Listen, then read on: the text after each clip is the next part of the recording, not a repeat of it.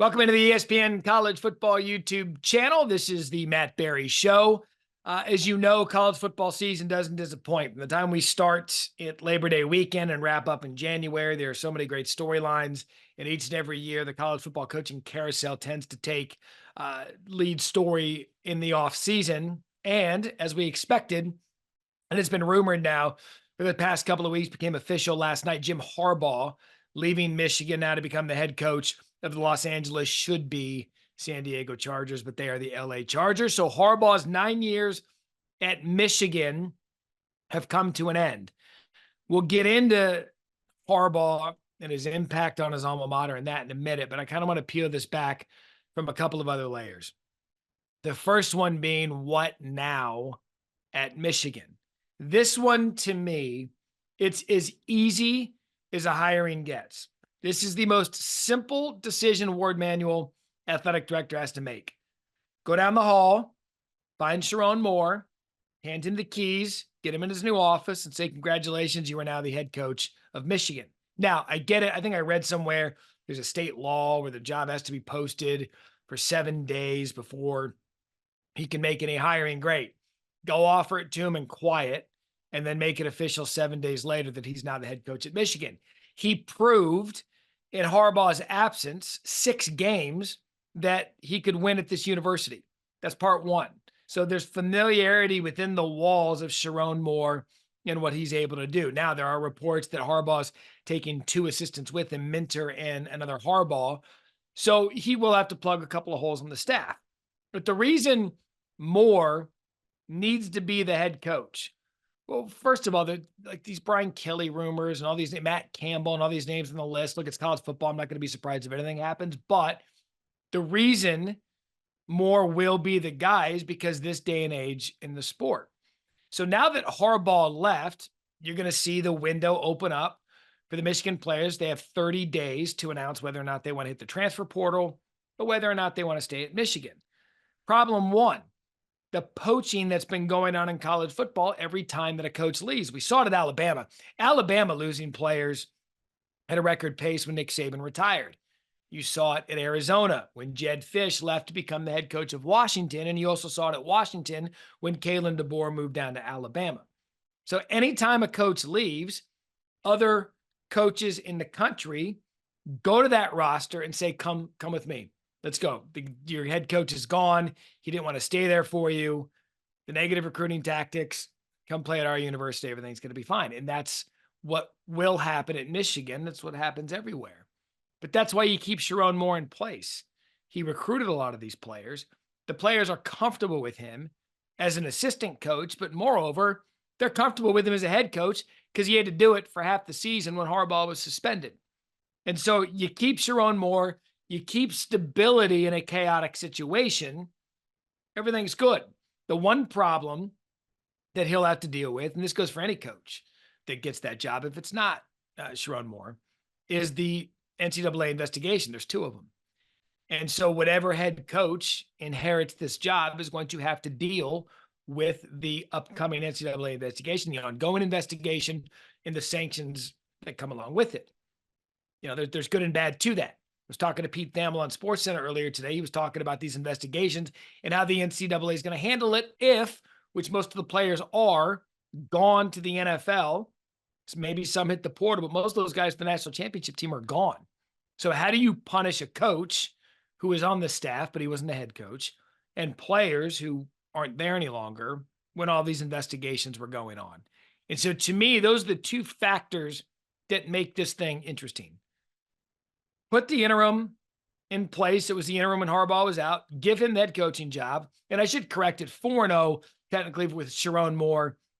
There was a couple of other acting head coaches in that first part of the suspension. But keep the stability in place. Give him the keys to the car.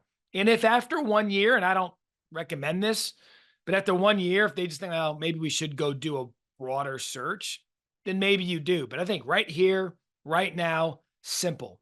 Keep him in place, give him the job, get this investigation out of the way, and stabilize Michigan football once again. As for Jim Harbaugh, there are people who believe that Harbaugh left Michigan for the NFL to avoid this investigation and then a penalty coming against him. I understand what they're saying because if reports are true, there were negotiations going on between Harbaugh's lawyers and the university during this contract negotiation about potentially giving him immunity from anything that might come down from the NCAA and not be able to fire him for cause for anything that happened during this investigation. They were trying to get that done. That was part of it. So I understand the sentiment that Harbaugh left to avoid all of this. If I was given a percentage on how much of it I think is that, I would say 20%. I'd say 80% of Jim Harbaugh leaving Michigan is because that 80% of Jim Harbaugh's ego can't handle two things. One, that he's never won a Super Bowl, and two, that his brother has. And by the time next season starts, it's a possibility that John Harbaugh has two Super Bowl trophies in the trophy case. I think Harbaugh has been so wrapped up in accomplishing everything he's wanted to in his career. And keep in mind, when he was with the San Francisco 49ers, and they were a bad team when he took over, then he took them to 3 consecutive NFC championship and played in the Super Bowl against his brother, John Harbaugh, and lost. And that was Harbaugh's one Super Bowl ring. That eats at a guy like Jim Harbaugh daily. And the way that it ended in San Francisco, where he was essentially pushed out, then going to Michigan for 9 years, 89 wins, 25 losses, 3 Big Ten championships, 3 spots in the college football playoff and a national championship. What else does he need? What else does he need to do, or what else did he need to do at Michigan to prove that he got it back up to where they believe they belong, which is among the nation's elite? They're the winningest program in college football history. Their star quarterback from the 80s came back and left his alma mater with a national championship.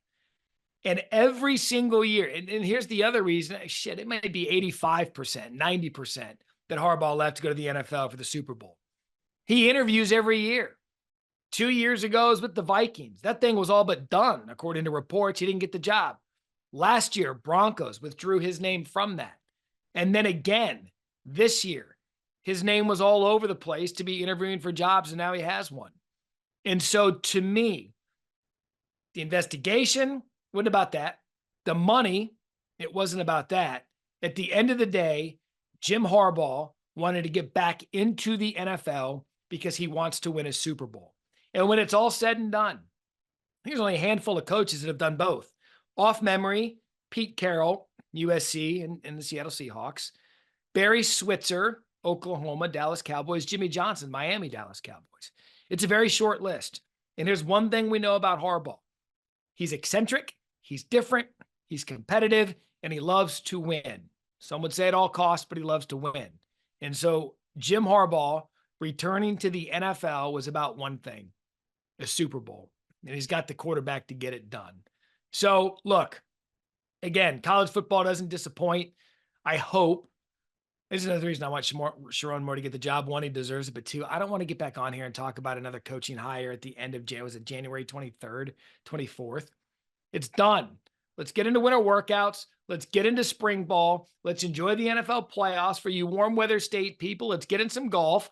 Let's have a nice, stable college football offseason and then talk about stuff later on. But the biggest domino that we expected to fall, Harbaugh out. We'll see who's in at Michigan, and when it happens, we'll bring it to you here on the Matt Barrie Show on the ESPN College Football YouTube channel. Give me something I can't